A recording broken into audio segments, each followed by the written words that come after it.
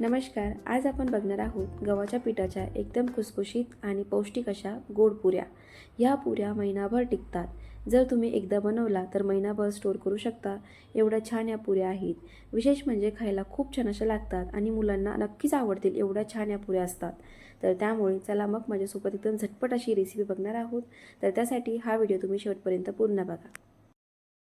तर पुऱ्या बनवण्यासाठी सुरुवातीला आपण इथे गूळ घेणार आहोत आणि हा गूळ इथे एकतर तुम्ही किसून घ्यायचा आहे किंवा अशा प्रकारे चाकूच्या सहाय्याने तो कट करून घ्यायचा आहे.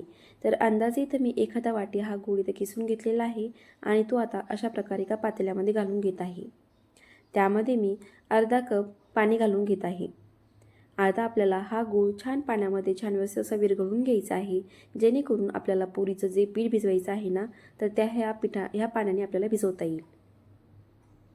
गूळ हा पाण्यामध्ये पटकन असा विरघळला जावा त्यासाठी इथे मी गॅसवरती हे पातेलं इथं ठेवलेलं आहे आणि तो गूळ पटकन असा विरघळून इथे घेतलेला आहे. गूळ पूर्णपणे विरघळला गेला की आपण आता इथे गॅस बंद करून घेणार आहोत. त्यानंतर आता आपल्याला हे गोड पुरीचं जे पीठ आहे ना तर ते भिजवून घ्यायचं आहे. तर त्यासाठी इथे एखाद्या भांड्यामध्ये म्हणा किंवा एखाद्या ताटामध्ये तुम्हाला इथे गव्हाचं पीठ घ्यायचं आहे. त्यानंतर त्या गव्हाच्या पिठामध्ये इथे आपल्याला आवडीनुसार तीळ घालून घ्यायचे आहे. तीळ घातल्यामुळे पुरी खायलासुद्धा खूप छान लागते आणि विशेष म्हणजे दिसायला खूपसुद्धा ही पुरी एकदम छान अशी दिसते. त्यानंतर एका पुरीला एक छान असा स्वाद यावा त्यासाठी इथे मी त्यामध्ये थोडंसं चिमूटभर असा ओवा घातलेला आहे आणि त्यामध्ये थोडंसं मीठसुद्धा घातलेलं आहे. मीठ घातल्यामुळे पुरीचा जो गोडवा आहे ना तर तो वाढेल त्यासाठी ते मीठ घातलेलं आहे. त्यानंतर आपल्याला पुरी ते खुसखुशीत अशी व्हायला हवी तर त्यासाठी ते आपण त्याचं तुपाचं मोहन घालून घेणार आहोत. तर तुपाचं मोहन कडकडीत असं मोहन यामध्ये घालायचं आणि हे पिठाला व्यवस्थित असं लागलं जाईल अशा प्रकारे पूर्णपणे ते चोळून घ्यायचं. त्यानंतर तुम्ही जर मूठ बंद करून बघितली तर अशा प्रकारे मूठ इथं बंद झाली पाहिजे एवढ्या प्रमाणामध्ये ते या मोहन्यामध्ये घालून घ्यायचं.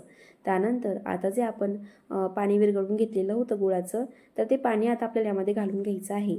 तर त्यासाठी इथे मी चाळणीने हे पाणी असं गाळून घेते जेणेकरून जर गुळामध्ये काही कचरा वगैरे असेल तर तो चाळणीमध्येच राहिला जाईल.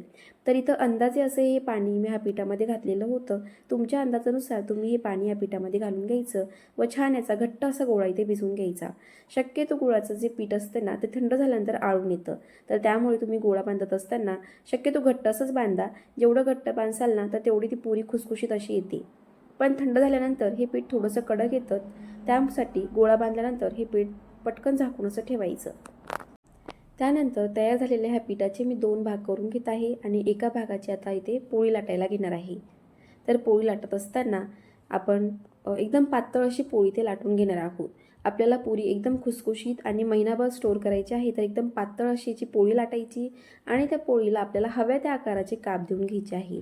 त्याचबरोबर इथे आपल्याला ही पुरी फुगली पाहिजे नाही तर त्यासाठी इथे मी एखाद्या चमच्याने किंवा आपण फोर्क म्हणा किंवा काटाचा जो चमचा असतो त्याने अशा प्रकारे या पोळीला काप देऊन घ्यायची जेणेकरून ही पुरी जास्त फुगले जाणार नाही आणि छान कडक कडक आणि खुसखुशीत अशी येईल. तर या पुऱ्या एकदम गोल येण्यासाठी इथे मी एका वाटीचा वापर करत आहे. तुम्हाला हवं तर तुम्ही ग्लासने सुद्धा अशा प्रकारे गोल एकदम पुऱ्या इथे पाडू शकता. जर तुम्हाला गोल पुऱ्या पाडायच्या नसतील तर सरळ सरळ चाकूने मोठे मोठे काप द्यायचे. छान चौकोनी आकारामध्ये याच्या कापण्या करायच्या.